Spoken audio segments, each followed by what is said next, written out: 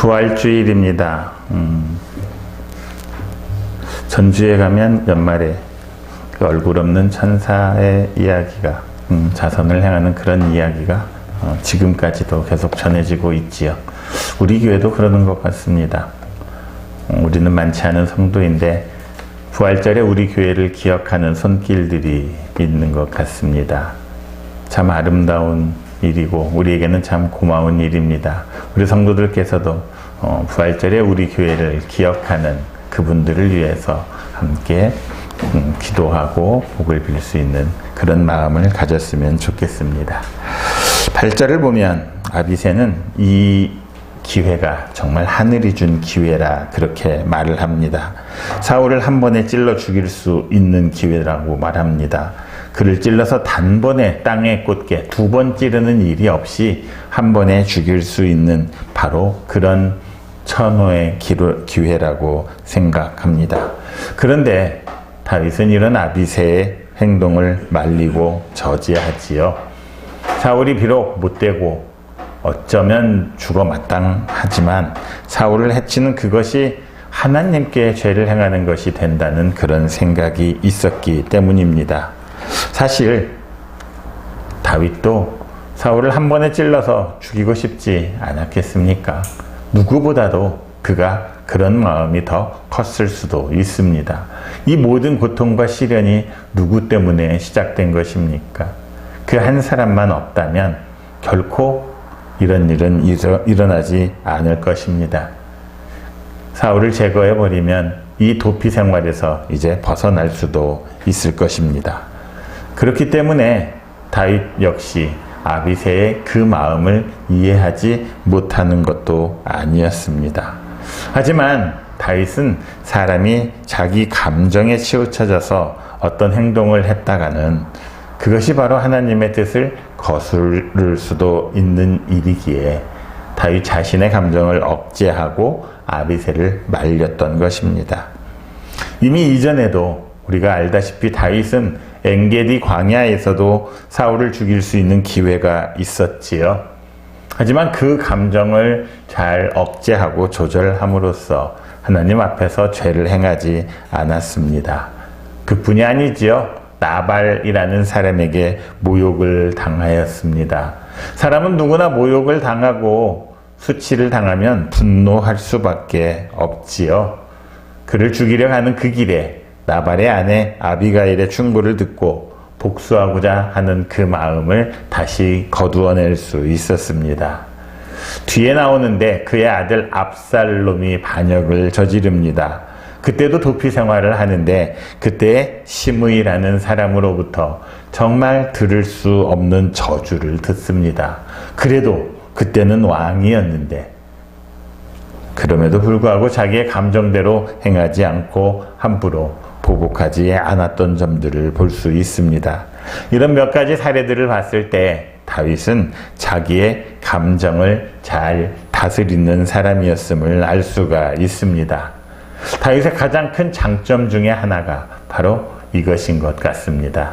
자기의 마음을 다스릴 줄 알았던 것이지요. 자기의 감정을 다스리는 능력이 있었기 때문에 그는 이스라엘의 성군이 될 수 있었습니다. 사람 중에서 감정에 자유로울 수 있는 사람은 없습니다.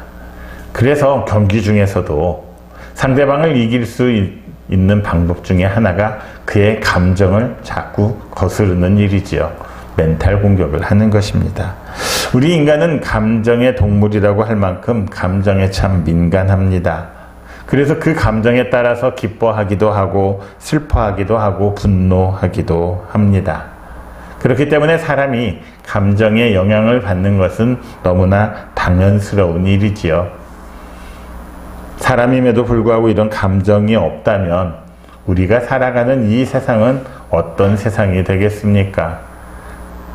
긍휼한 마음이 없고 섬김의 마음이 없고 나눔의 마음이 없다면 아까 처음에 말했던 것처럼 우리 교회 같은데 그런 나눔의 손길, 함께하고자 하는 손길, 기쁨을 더하고자 하는 그런 손길들은 있을 리가 없을 것입니다. 사람에게 감정이 있기 때문에 우리가 나눌 수도 있고 함께 기뻐하고 함께 슬퍼할 수도 있는 것이지요.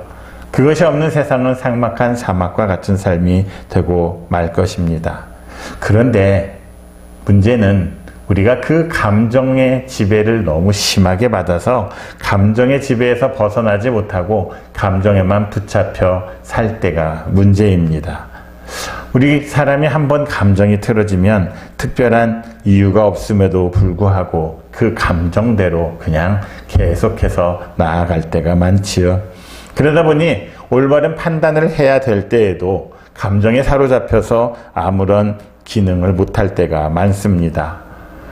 생각해 보십시오. 인간이 이성을 잃고 감정대로만 살아가는 것, 그것이 가장 무서운 일입니다. 특별히 어떤 힘과 권력을 가진 사람이 그 감정대로 행동해 버린다고 한다면 정말 대통령이면서도 반역을 일으키는 그런 일들이 일어나는 것 아니겠습니까? 그때는 정말 동물보다도 더 추악한, 아무런 꺼리낌 없이 행할 뿐 아니라 훨씬 더 잔혹해지는 그런 일들이 있다는 것을 우리는 기억해야 합니다. 레위기 24장 19절과 20절을 보면 이런 말씀이 있습니다. 같이 한번 읽겠습니다. 사람이 만일 그의 이웃에게 상해를 입혔으면 그가 행한 대로 그에게 행할 것이니 상처에는 상처로, 눈에는 눈으로, 이에는 이로 갚을지라. 남에게 상해를 입힌 그대로 그에게 그렇게 할 것이며. 레위기는 이스라엘이 가지고 있는 모세오경의 법전 중에 하나지요. 여기에 나오는 내용을 동해보복법이라 이렇게 칭합니다. 같은 해를 입혔을 때는, 어떤 해를 입혔을 때는 똑같은 해로 보복을 해야 된다는 것이지요. 이건 고대 근동에서 전해지던 법 정신입니다. 누군가가 나나 내가 소중하게 여기는 다른 사람에게 상처를 입혔다면, 그런데 나에게 큰 힘이 있다면 사람은 감정에 휘말리게 될 것입니다. 그냥 그 정도로 끝나지가 않는다는 것이지요.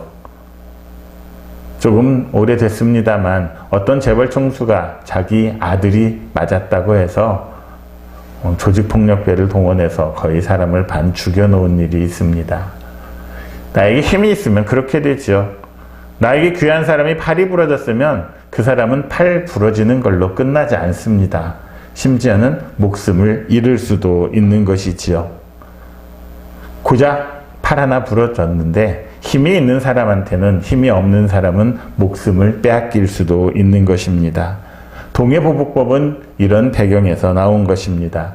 그러니까 감정에 사로잡혀서 더 큰 보복을 하지 말고 남이 입힌 상해의 정도 딱 거기까지만 보복할 수 있다고 말하는 것이죠. 하지만 우리 예수님께서는 어떻게 말씀하셨습니까? 그것마저도 참으라 하셨지요. 왼밤을 때렸으면 오른밤을 돌려대라. 이렇게 그 동해보복법조차도 사랑으로 바꾸어 놓으셨습니다. 그만큼 옛 성인들조차도 사람을 가장 망칠 수 있는 것 중에 하나가 감정에서 벗어나지 못하는 것임을 지적하셨던 것입니다. 우리가 흔히 하는 말 중에 미워하고 싫어하는데 무슨 이유가 있냐 이런 말을 하지요. 대체 당신은 왜 나를 그렇게 못살게 굴고 미워합니까? 하면 무슨 이유가 있겠냐고 말합니다. 맞습니다. 미워하고 싫어하는 것은 이성적인 판단이 아니라 감정에 사로잡힌 것이기 때문에 이유가 없습니다. 이유는 이성적인 판단을 근거로 해야만 나올 수 있는 것이지요. 그냥 감정에 사로잡혀서 싫은 것이지요. 옳은지 그른지 왜 그러한지 따져보지도 않고 그냥 감정대로 행해버리는 것입니다. 얼마나 어리석은 일입니까? 우리 하나님께서는 분명히 사람에게 감정뿐 아니라 이성을 주셨음을 기억해야 합니다. 특별히 믿음에서 사람들은 감정에 호소하고 감정에 치우치는 그런 일들을 참 많이 합니다. 아무런 이해도 없고 따져보지도 않고 무작정 감정에 휘둘려서 행동하는 그런 일들을 믿음이라 생각하지요. 아니요. 믿음은 이해할 수 있어야 믿음이 될 수 있습니다. 그냥 단지 무조건 믿으라는 것은 믿음이 아니지요. 따져보고 베레아 사람들이 그런 것처럼 정말 그것이 그러한가? 왜 그런가? 상고하고 따져보고 나서 믿는 믿음, 그 믿음이 힘이 있고 흔들리지 않고 견고해지는 믿음인 것입니다. 감정의 지배를 받고 살아가는 사람들은 결코 하나님이 원하시는 삶을 살아갈 수 없습니다. 감정에만 사로잡혀서 그 지배를 받는다면 그 사람에게 하나님은 존재하지 않습니다. 우리에게 이성을 주신 그 하나님은 존재하지 않고 오직 자신의 감정만이 존재하기 때문에 그는 하나님의 뜻을 얼마든지 벗어날 수 있는 사람이 되는 것입니다. 우리는 모세를 이스라엘에서 가장 위대한 인물 중에 한 사람으로 꼽습니다. 모세를 성경은 온유한 사람이라 표현을 하지요. 하지만 그런 모세조차도 자기의 감정을 다스리지 못함으로써 두 번의 큰 실패를 인생에서 맛보아야만 했습니다. 한번 그가 감정에 휘둘린 때는 애굽의 왕자로 있을 때였습니다. 그는 이스라엘 사람이 애굽 병사에 의해서 폭행당하는 것을 목격하였지요. 그리고 이에 격분해서 그 애굽 병사를 때려 죽이고 말았습니다. 앞에서 본 동해 보복법에 의하면 폭행으로 멈췄어야 하는데 사람을 죽이고 말았던 것이지요. 이로 인해서 그에게 어떤 일이 있습니까? 그가 살아왔던 궁전을 떠나게 되지요. 그리고 이제 40년간의 도피 생활이 시작이 되었던 것입니다. 모세가 또 한 번 감정에 휩싸인 때는 이스라엘 백성들을 이끌고 무리바라는 그 샘물에 이르렀을 때였습니다. 무리바에 도착한 사람들, 샘에 도착했는데 그 샘에 물이 없었습니다. 그러자 사람들이 원망하기 시작하지요. 우리를 죽을 데가 없어서 이 광야로 데려와서 우리와 짐승이 다 죽게 하느냐. 그렇게 모세와 아론을 원망하기 시작합니다. 그때 모세마저도 자기의 감정이 상하지요. 자기의 감정을 억제하지 못합니다.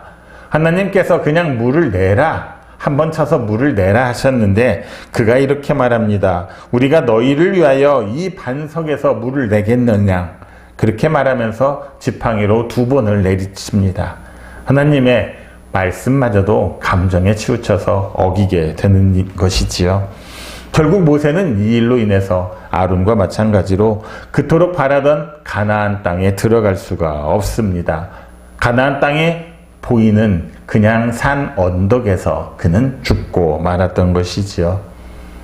인생의 가장 참혹한 실패를 감정을 다스리지 못한 그 2번으로 인해서 겪어야 했던 것입니다. 인생의 가장 치명적인 실수가 감정을 조절하지 못함으로써 왔던 것입니다. 오늘 아비새 역시도 그런 일에 휩싸이지요. 자기 감정에 붙잡혀서 하나님의 기름 부은 자를 해치고자 하는 생각을 가집니다. 이성이 평소처럼 있었다면 그런 일을 계획하지는 않았을 것입니다. 순간적인 감정에 휩싸여서 어리석은 행위를 하게 되는 것입니다. 그리고 그 어리석은 행위는 하나님의 뜻을 어기는 결과를 가져오지요. 그래서 사탄은 우리가 감정에 휩싸여서 이성 없는 짐승처럼 날뛰게 만들려고 합니다. 지금 우리 한국교회가 그런 것 같습니다. 우리 성도들의 감정을 선동하는 몇몇 사람들, 그 몇몇 목사들에 이끌려서 끌려가고 있는 그런 모습이 너무나 눈에 보입니다. 참으로 안타까운 일입니다. 조금만 생각해보면, 조금만 하나님의 말씀에 비추어서 이성을 가지고 바라본다면 정말 말도 되지 않는 그런 일들을 성도들은 아무렇지도 않게 행하고 있는 것이지요. 그러니 세상의 사람들이 기독교 이 집단을 얼마나 이상하게 보겠습니까? 그들은 성도들의 감정만을 자극합니다. 그리고 성도들이 감정에 휩싸여서 옳지 않은 일을 옳은 일이라고 믿게 만드는 아주 이상한 사람들이 되어가게 하고 있습니다. 그것은 하나님의 뜻을 거역하는 일이지요. 점점 하나님으로부터 멀어지게 만드는 일입니다. 세상 사람들의 상식에서도 벗어나는데 어떻게 그것이 하나님의 뜻에 일치하는 일들이 되겠습니까? 그런 일은 있을 수 없습니다. 세상 사람들도 다 틀렸다고 말하는 것을 왜 성도들만, 기독교인들만 깨닫지 못하는 것입니까? 그래서 우리 인간들이 인생을 성공적으로 사느냐 그렇지 못하느냐는 자기 감정을 얼마나 잘 다스릴 수 있는가에 달려 있다고 말할 수 있습니다. 자기의 감정을 제대로 다스리지 못하는 사람은 그 순간적인 감정으로 인해서 인생에 씻지 못할 오점을 남길 수 있다는 것을 기억해야 합니다.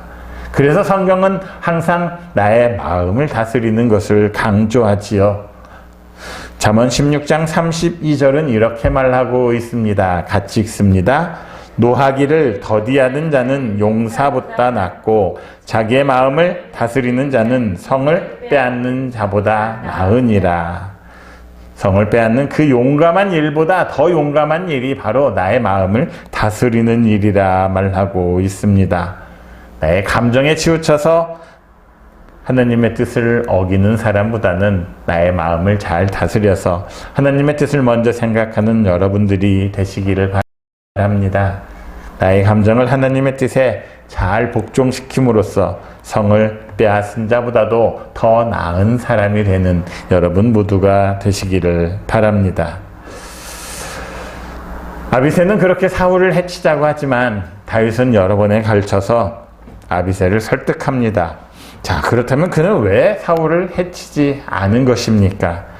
11절 상반절은 다윗이 사울을 해치지 않은 이유가 나옵니다. 그것은 바로 하나님이 기름 부으신 자를 사람의 손으로 하는 것, 해치는 것을 여호와께서 금하신다, 이 말씀이었습니다. 만일 다윗이 자신의 유익과 안전을 최우선으로 삼았다면 그 결정은 어떻게 되었겠습니까? 오늘날 우리는 정말 내 자신의 유익함, 내 자신의 안전이라면 그 무엇이라도 희생시킬 각오가 되어 있는 사람들입니다. 하지만 다윗은 그렇지 않았지요.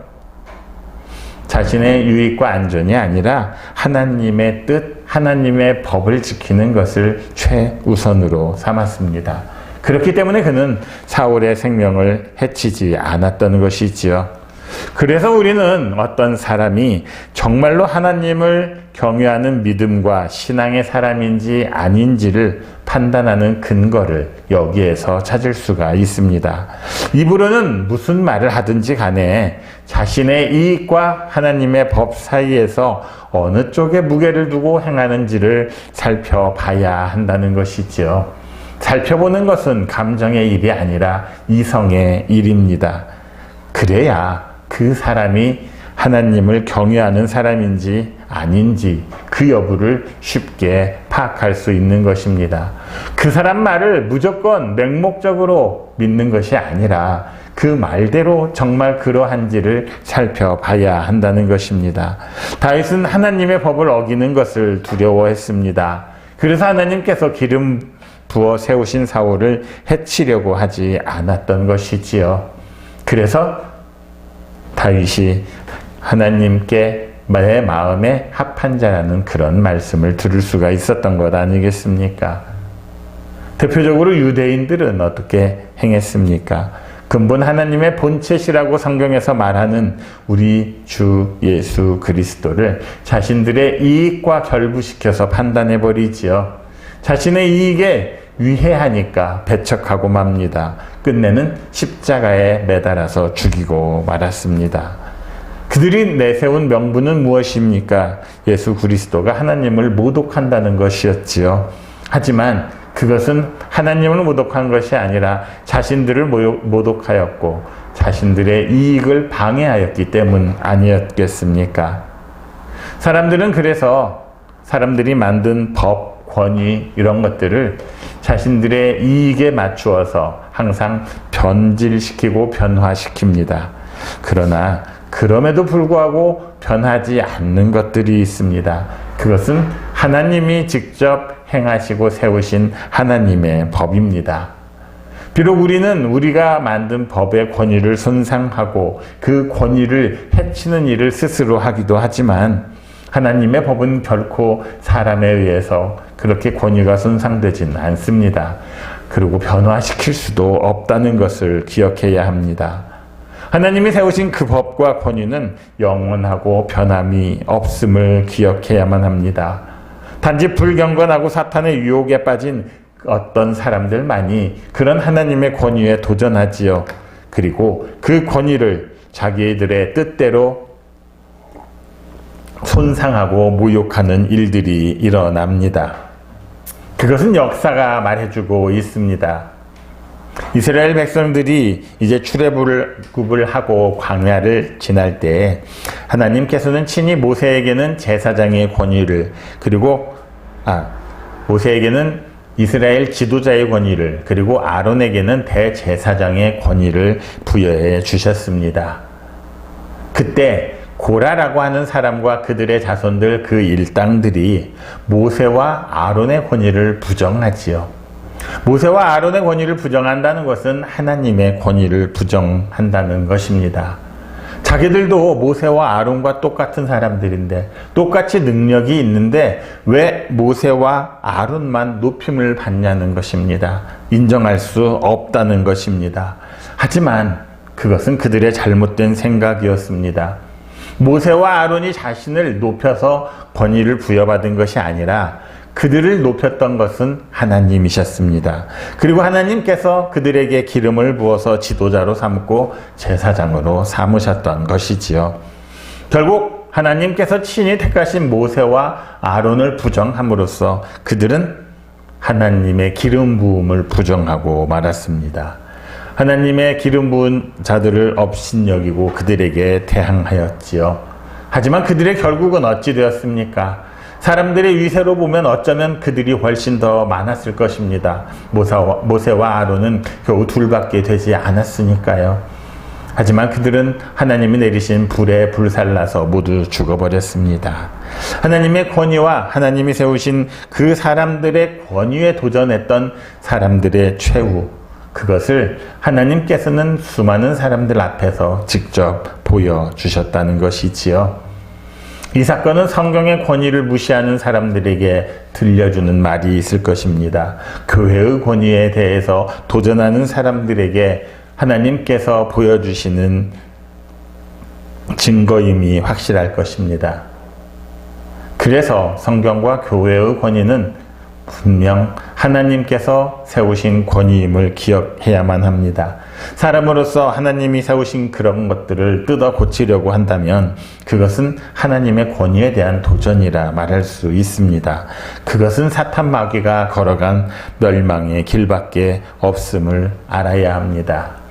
오늘 사울 누가 보더라도 죽어 마땅한 사람이지요. 하지만 그는 하나님께서 기름 부어 세워주셨기 때문에 그것을 사람이 훼손할 수 없다는 것을 기억해야만 하는 것입니다. 다소 문제가 있더라도 하나님의 권위에 손상되는 일까지는 가지 않아야 한다는 것이지요.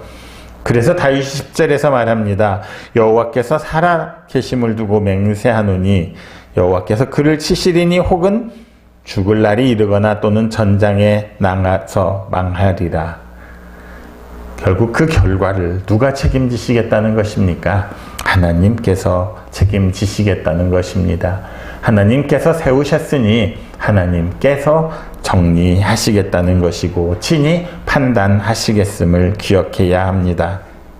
자꾸만 우리나라의 사정을 보면 이 말씀이 정말 맞는 것 같습니다.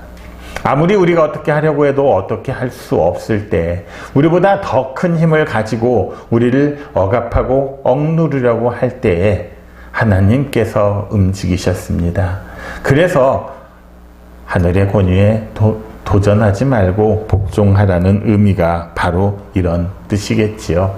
위에 있는 권위에 복종하라는 바울 사도의 뜻이 바로 하나님의 뜻에 하나님의 권위에 도전하지 말라는 것으로 우리는 해석해야 합니다.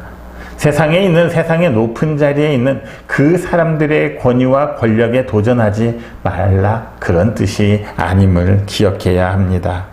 하나님께서는 하나님이 기름 부은 자들의 그 판단은 직접 하나님께서 하시겠다 말씀하십니다. 그 살아계신 하나님의 모습을 우리에게 보여주시고 있는 것이지요.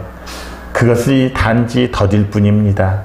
그것이 조금 힘들고 어려울 뿐입니다. 하지만 원망하기보다는 기도하고 하나님을 믿는 그 믿음으로 정진할 수 있는 여러분들이 되시기를 바랍니다. 하나님은 결코 하나님을 믿는 자들의 그 믿음을 헛되이 하지 않으십니다.